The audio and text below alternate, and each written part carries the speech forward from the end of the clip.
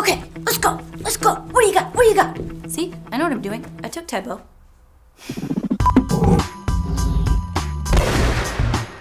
Hey guys, today on What to Watch Before You Die, in honor of the 4th of July, we have a movie that epitomizes the American dream with Rocky. The Italian stallion, Rocky Balboa. The story is a classic David and Goliath tale featuring a career-making turn by one of the most familiar faces of a generation. Look at his face, 64 fights. Look at that nose.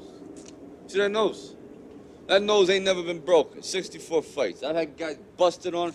I had guys chewing on it, twisting it, punching it.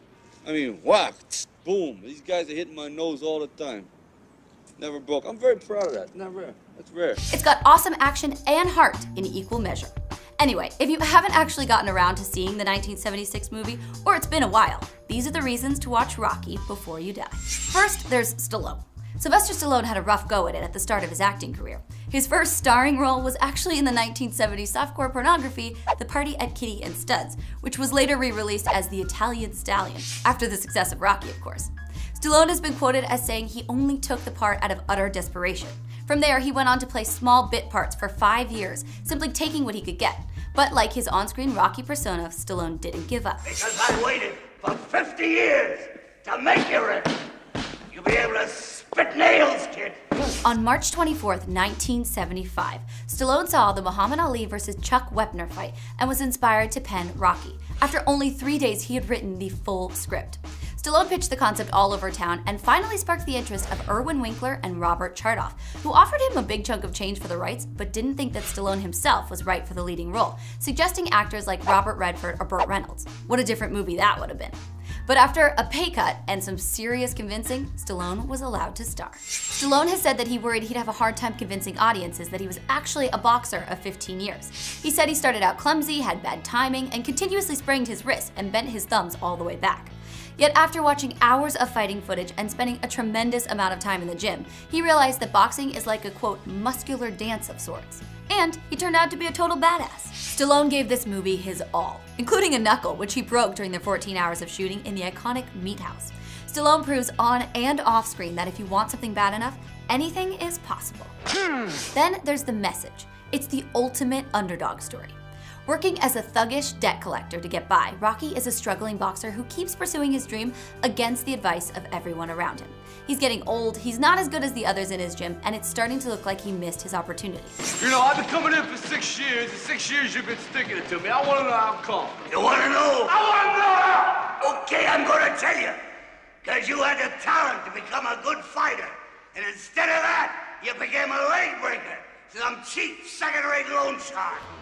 Until he's offered an incredible opportunity to fight the heavyweight champion Apollo Creed when he visits Philly. Yeah, it's an exhibition match for Apollo, who doesn't really take the fight seriously, but Rocky sees it as his chance to show what he's made of. Rocky, do you believe that America is the land of opportunity?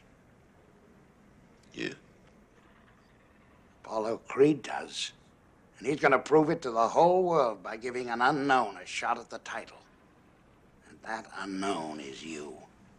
Like what happened in the Ali vs. Wepner fight that inspired the film, a key line in the movie is when Rocky says it's not about winning, but being able to go the distance.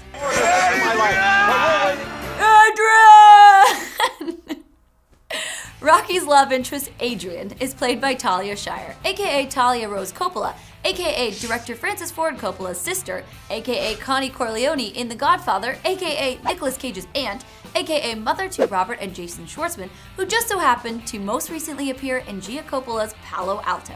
Isn't it just such a small world? How wonderfully incestuous is Hollywood? Anyway, Adrian's character development is so beautifully accomplished. Through the course of the film, Adrian goes from a shy pet store worker living with her overprotective brother, played by Burt Young, to a confident, independent woman who stands by Rocky's side, helping him through his trials and tribulations. When someone says epic training montage, your mind should immediately jump to Rocky. Even the sports training montage in South Park references Rocky.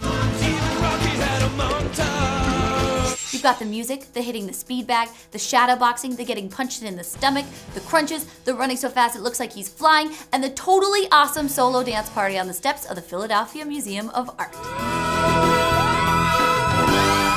Even if you haven't seen the whole movie yet, you've probably seen the montage. Hey, Philly liked the montage so much that they mounted a Rocky statue at the base of what they renamed the Rocky Steps.